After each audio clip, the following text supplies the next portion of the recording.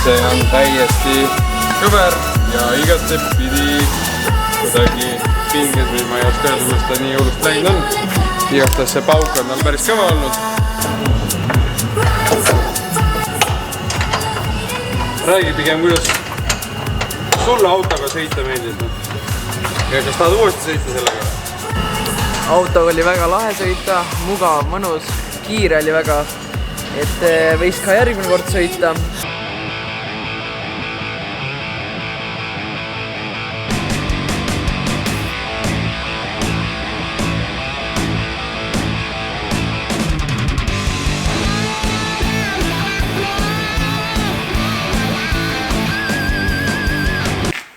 Nii, video käib. Pole ammu kaamerat käima pannud, aga räägime veits juttu. Minu kõrval on BMW E36. Paljud on seda näinud, paljud teavad, mis sellega on juhtunud. Et ja, eelmine aasta lõpp oli suur pauk selle auto jaoks. Elas väikse avarii üle ja siis tuli mõelda, mis temaga peale hakata. Et kahjustused olid päris suured, terve parem esimene nurk sai kannatada ja sellega oli ka kere deformeerunud. Aga tänaseks on kere sirge ja veel mõned keretööd on vaja teha. Seda siis näitan loodetavasti jooksvalt, et parem esimene nurk lantsekas on paika saadud ja nagu näha, uued detailid on juba tellitud, kapott, poritiivad, esistange. Mis sellest BEM-ist edasi saab? Mina umbes tean, mis sellest edasi saab. Sellest saab korralik võidusõidu auto. Minu plaan on sellest teha korralik rallikrossi auto. Vaatame, kuidas see minema hakkab. Nagu öeldud, siis uued jupid on tellitud, samuti mootor on maha võetud ja nagu eelmistest kaadritest näha on olnud, et panin siia video algusesse mõned kaadrid, mis sai tehtud selle autoga siis eelmine aasta.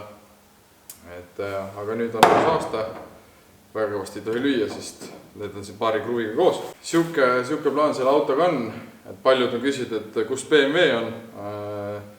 Et ei ole väga näha olnud, teavad, et midagi toimub, aga ei tea täpselt, mis toimub. Et neid kuulujutte on päris palju levimas, et sellepärast ma ka selle video teen ja paljude fännide jaoks samuti. Et võib-olla on tore vaadata seda videot ja võib-olla see mõne inimese, keda rallikross hakkab huvitama. Siuke lugu selle BMW-ga, selle aasta projekt see mul on. Ja vaatame, mis sellest siis edasi saab. Varsti näete ka, mis mootorist saab, kuhu me mootoriga lähme. Et natukene vanal mootoril jäi siis hobujõudlusest juba puudu, oli seda juba tunda. Ja sellepärast lähme ka professionaalide juurde. Aga seda te näete siis loodetavasti juba järgmises episoodis. 2026 selle BEM-i jaoks on, ma arvan, päris eriline, nii et vaatame jooksvalt, kuidas siin minema hakkab. Kõik salong on tühjaks tehtud, originaal bensupaak on ka maha võetud. Teeme sellest autost täpselt ideaalse rallikrossi auto. Sellepärast võtan ka kaamera kaasa, loodetavasti igale poole. Näidata siis, kuidas valmib hea rallikrossi auto, millega saab võistelda siis Eestis ja ka välismaal. Ja, siuke huvitav projekt. Et paljud jupid on tellimata, et vaatame jooksvalt. Kõike siin kohe tellima ja ostma ei hakka. Aega selle projektiga on.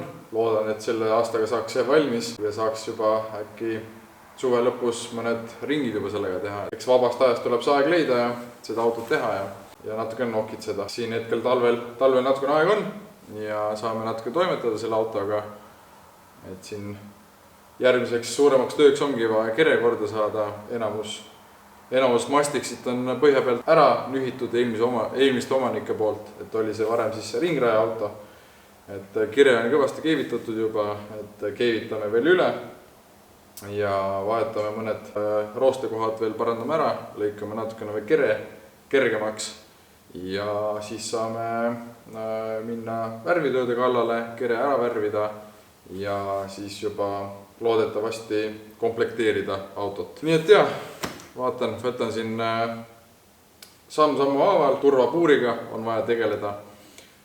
Pean uurima, kuidas siin Eestis see turvapuuri näitamine käib, esmakordselt uus asi ka minu jaoks ja näitan ka teile, kuidas see käib, et saada kõik dokumendid autoga korda, et oleks võimalik sõita sellega siis erinevatel rahvusvahelistel võistlustel. Selline see väike video oli, pane kindlasti like, pane kindlasti subscribe ja hakka kindlasti jälgima mind, Maiko Tamme ja kindlasti ka Tamm Racingut, et näha, mis sellest autost saama hakkab ja kuhu me selle autoga igale poole lähme. Ma arvan, et näeme järgmine kord. Tšau!